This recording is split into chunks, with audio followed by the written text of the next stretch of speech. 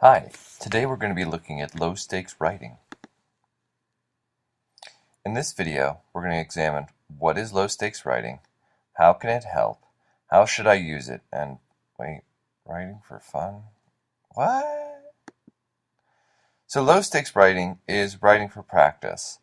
It's just a process of writing down ideas and doing things. You might have kept a journal in English class or had a double-sided journal in another class.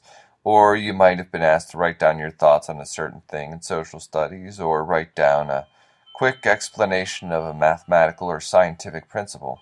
But it's just really writing for practice.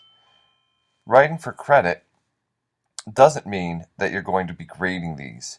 So when I was teaching, I would give my students one of those composition notebooks at the beginning of every semester, and then we would listen to Writer's Almanac once or twice a week, and students would write a response to that. Writer's Almanac was an interesting activity because it always had this day in history, and then some really interesting trivia. But I just marked the students as having credit for writing, not for anything that they wrote. One student literally wrote, "Today's Writer's Almanac was the stupidest thing I've ever heard. I can't believe that Mr. List is making us do this," and on and on. It was just really a rant against the activity, which I loved because that was the whole point, was to write. And it's writing without pressure. It's not a activity that's going to make or break a student's academic career. So the very, very low pressure. So now that you know what low stakes writing is, you might be thinking, well, why should I even bother with low stakes writing? It's all test, test, test. Well, think about playing football. Here's a picture of a young athlete catching a football, and he looks kind of scared. And that's the idea of practice. You can be scared during practice, but it helps you to build confidence. Throwing that football and catching a football hours and hours and hours and time after time really helps you to build confidence in that activity. Without that confidence, you're not going to be able to engage in the high level of athleticism that competing in football requires. So in low stakes writing, you're practice writing. It's just a low stress, low problem process where students can practice writing and maybe get better. They might ask you, hey, how do I spell a word? And you can help them. But it's a low stakes process of writing to help students get familiar with the process.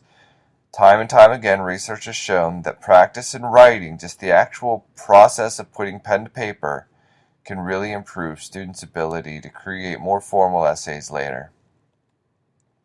So, first activity. I want you to pause the video on this slide and pretend that you're at a literacy boot camp. It's week 7 and you've finally been given free time to do what you want. You need to write a letter home to your family and tell them what you've learned, what has been hard, and what you will do next. You're going to post this letter in the forum, Letters Home. Pause the video.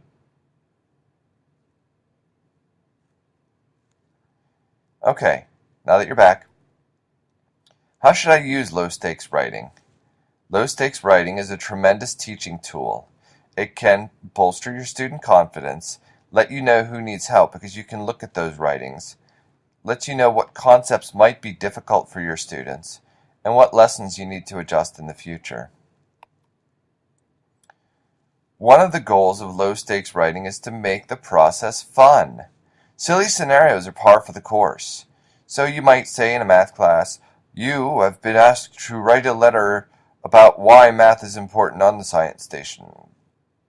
Be sure to include points about triangles, rhombuses, and parallelograms. Or you're looking at content and ideas, not grammar and composition. So the focus again is fun. You want to be silly and happy. You don't want to be, well, you misused a word here. Even in an excuse me, even in an English class, you want to be focusing on on the content and ideas. Um, you might even just be looking for words on a page, like the example I used earlier, where students were responding to the Writer's Almanac. I really just wanted them to be writing. I had a couple of students with dysgraphia, and I had a couple of students who had hard time thinking through ideas, and this really helped improve their writing overall. Always read when asked to do so by a student. So even if you're just looking for words on a paper or you're looking whatever, if a student says, "Hey, read this," they want to show you something. They want you to look at something. Read it and just respond kindly to that student. Okay, now for your main assignment, design a low-stakes writing activity for your classroom, and that's the name of the form, low-stakes writing activity.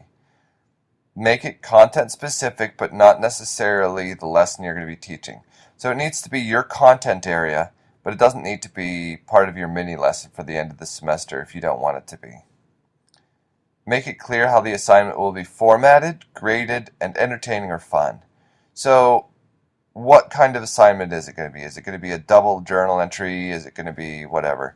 Is it going to be graded, and is it going to be entertaining or fun? But it needs to be a low-stakes writing activity, so the grade needs to be something like, I'm looking for you to talk about rhombuses, or whatever.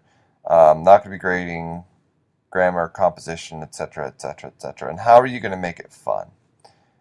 All right, that's today's assignment. You'll hear more from me on Wednesday.